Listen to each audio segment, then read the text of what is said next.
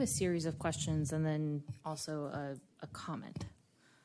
So I'll try and get through these quickly. You sort of alluded to this in terms of having had some campuses on this multi-year. And, you know, if you do the back of the napkin math, between Tier 2 and Tier 3, that's a little over a third of our elementary campuses targeted for intervention.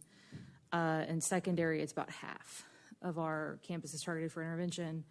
And I realize that this program is 5 years old. We don't have long-term outcome data or, you know, this sort of thing. But what really is the goal in terms of rolling these campuses off or putting a pin in it and saying, we need to do something different. We need to change strategy here. And, you know, how long is too long, sort of without moving tiers, and then what do you do next?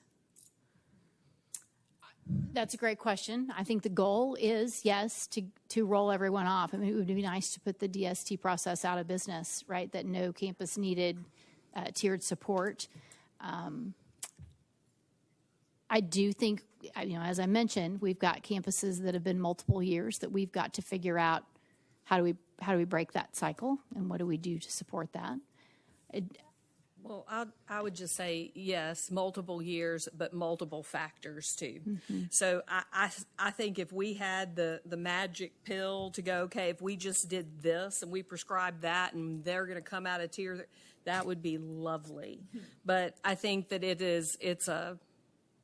it's working with multiple different factors, from accountability to like SLI. I'll speak for SLI specifically. Like, it's building capacity around that instructional leadership, because the role of the principal is so different today than it was even 5-6 years ago when I was on a campus. And the responsibility of being an instructional leader and balancing that with all the other things that a principal has to do, that takes time to build that capacity. And that's the commitment from SLI in working with them, using the tools like HRS and Lead Forward to do that. I just want to add 2 points. I think one, that's why the work with Holsworth Center is so important, because leadership matters and campus leadership matters. And so when you can build that capacity with your leaders, they're able to adapt, because the other thing that will change and continues to change is that accountability is a moving target. And so currently, and you know, Selenda and Lisa sat in on this today, but it's, you know, we've got a new accountability system that's going to roll out. And so even though the goal is let's get everybody out of needing intervention, our students are all succeeding, that's the ideal. The truth is it might be that way for a year, and then there's a new accountability or a shift in that. And so we've got to have this continual support, and that's knowing where our kids are along the way, and not waiting to find out where our kids are in May or June, but knowing where our kids are at the beginning of the year, the middle of the year. Or those 2 factors I think are really key. Well, I'd like to offer a kind of an additional view, how I view this as well. I think that the criteria for intervention should also shift. I mean, I hear y'all are talking about rolling campuses off of intervention. I don't necessarily think that that's the goal to me. The goal is to shift the criteria that requires intervention up, right? So that your campuses are improving, but the intervention themselves and the support, the additional support, I think should just be a part of the common understanding that we are going to have campuses that are going to have additional support. It may be that instead of, you know, level X, now they're at level Y, which is significantly better performing, and yet they could still use intervention. And so I don't want to stigmatize a campus because there's a support system in place. I think the idea for me is that the support, you know, this is still a relatively new system. We just put this in, and all of a sudden then we got whacked by COVID for 2 years. And so I think we're going to have to be really patient. But to me, the goal is that we have a system of interventions now and a way to evaluate it, even all the way down to the student, that will always be around. It just is a matter of what's the criteria that calls for that intervention. Well, and as I mentioned at the beginning, it's difficult to talk about supporting campuses without talking about Tier 1, because there are supports that all campuses need every year. I mean, they just rely on those supports and those things that we are able to provide for them and do for them. The professional learning, the data analysis, all of those pieces are necessary for everyone. So it's important to know that they all need some level of support, or we wouldn't be here. Now, let me also counteract my own argument. I think, Lauren, to your point, if we see the same campuses that are having the same criteria level over and over, and that's why they are receiving support, that's a red flag, right? And then you've got to go to your Henry Ford model. You got to figure out, what are we doing wrong? Why have we're not banging our head against the wall for one more year? So I think that there's another evaluation point there as well. Well, and to your point, I mean, if the example that comes to mind is the German Soccer League, you have all the different tiers, and the bottom 2 teams move down to Tier 2, and the top 2 teams in Tier 2 move up, and it's really common, for people to ping pong between the two. And so as I sort of ask about transitioning these campuses between tiers, I guess is a better way to put it, that we're not pulling the rug out from under these folks, and there's a transition plan, I guess, is a little bit what I'm asking. I would also say that we're making it sound like there's a clear differentiation between Tier 1, Tier 2, Tier 3. Our teams do a really good job of working with a campus just on their specific needs. So a Tier 2 support for one campus may look different than a Tier 2 campus. I mean, it's very differentiated for their needs. Well, and Lisa, you bring a really good point in that this is about meeting student needs and meeting kids where they are. That means that as kids matriculate through a campus, the needs of that campus are going to continue to change. And then for us, it's called a support team, because it's about shared ownership, responsibility, and partnership. Because it's, yes, the principalship, that leader matters, but they're not in it alone. They've got a team around them. We're in this together, and this work together to provide that support as the needs to the campus shift, as the needs of students shift. So I'm curious, there's a lot of coaching. So, you've got all these wonderful, talented people burning their manpower time, their man hours, woman hour, person hour, whatever we're going to call it, on our campuses. And there's checklists and there's all of this coaching and these sorts of things. Is there an increase in hours for the campus staff to cover that additional coaching, or to maybe cover additional PLC time? Or are we increasing the hours of the actual campus staff according to the additional sort of workload? I think we're trying to do a lot of job embedded coaching. So our specialists and coordinators will meet them during their scheduled planning time and just help make that time more productive and help them get focused on the things that maybe they need to do. So it's not like, let's stay after school an extra hour. It's during their time during the day when they're working together that they're trying to do a lot of those pieces.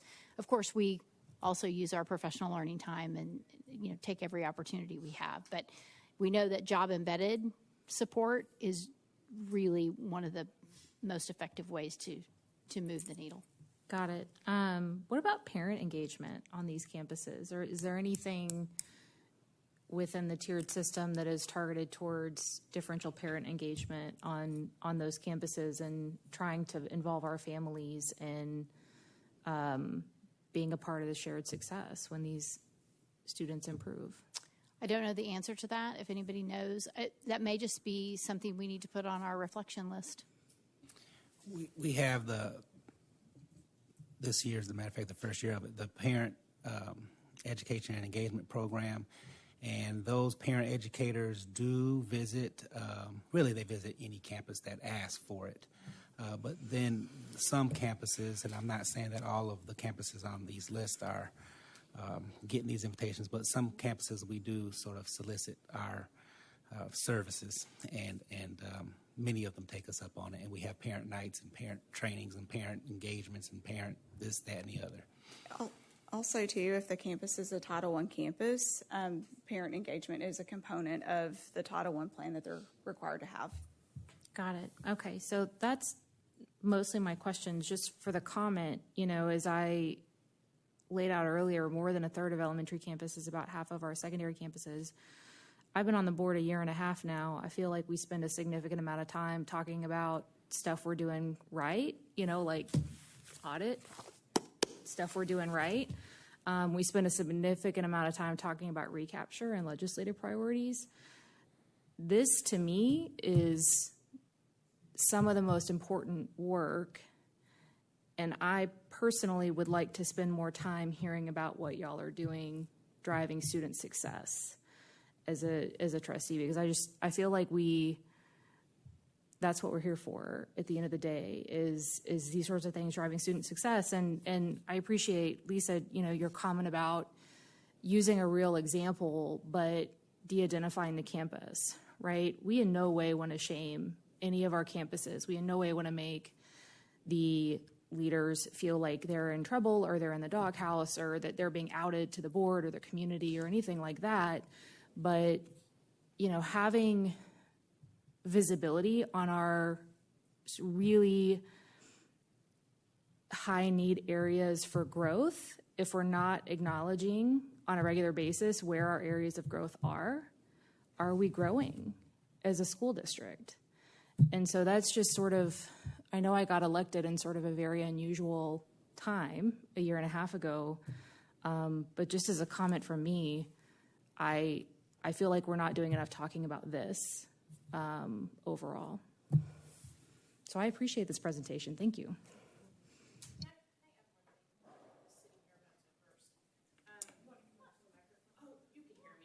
The audience needs to hear you, if there is one. I love what you said, President Talle, and I love, Lauren, what you said as well. Within our tiers, when we came together to tier these campuses, it was ARPI, Academic Services, SLI. We spent quite a bit of time looking at the data. Within those tiers, there was some amazing growth. As a matter of fact, Lauren, what you were referring to earlier, we had a couple of campuses who had been Tier 3 for more than 1 year in a row. We were really thinking about they need to be Tier 1. That's how much growth they had made. But we did not want to pull the rug out from under them. And so we kept them at Tier 2. So there's growth within those tiers. Like Lisa said, we have our eyes on campuses very closely. We adjust our support. We're trying to be as responsive as possible, all working together. So, and the coaching piece is important. Someone mentioned also, what's the plan when we're there and then we leave? It's all about building capacity and helping them put systems in place. And that could change in a year, right? Whether it's accountability, half of your staff is new. I mean, there are all kinds of things that play into that, but we do see growth between tiers. So I just want to make that point, and we try to be as responsive as we can to support them. So, thanks. If I may, just one last thing. I mean, we have principals that care and care deeply, and so I appreciate, Lauren, what you've said. So this isn't about, making anyone feel bad or anybody's done anything wrong. This is about we have kids with different needs, and those kids are sometimes concentrated at one campus more than another. And so that is our number one, that is our core business is kids and learning outcomes and our kids growing. And so knowing where our kids are, making sure that we're resourced adequately, appropriately, making sure that we have systems of support to come together as a team, that's the goal of the DST plan. And I commend the team out there for coming together. And this is at the very core and heart of their work every single day. I appreciate Dr. Anderson, Lisa, your leadership, and then Johnny too. I know he was excluded from this, but his little corner, his little framework will come, I believe, next month, which is our, strategic resource framework around ensuring that we have adequate resources where we have the greatest need. So I just wanted to end with that and just show my appreciation or speak my appreciation to the group. Well, I just wanted to add, I do agree with everybody's sentiments, but Dr. Tyra's sentiments just regarding, we talk a lot about different elements, whether it's the financial aspect, and, that ties into improving student outcomes. But when we actually talk about the student outcome of them achieving academically, it doesn't necessarily feel like we are on top of that as much. And I know that's as a board, that's not your team. Your team does it every day. And so, but I think it's a topic that the trustees would benefit from and the community would benefit from. I think we celebrate a lot of our great students doing better, and we don't often have those times where we celebrate our students that have academic challenges that overcome them and exceed or finally meet a standard that they've been working hard at. And so I think those are stories that we want told, and that's information that we'd like to have here as well. I think it's a good story for PISD, and I think it's a good story for your teams when they're working hard, and that results in students that historically have underperformed doing better. I think that's good for us to know and talk about.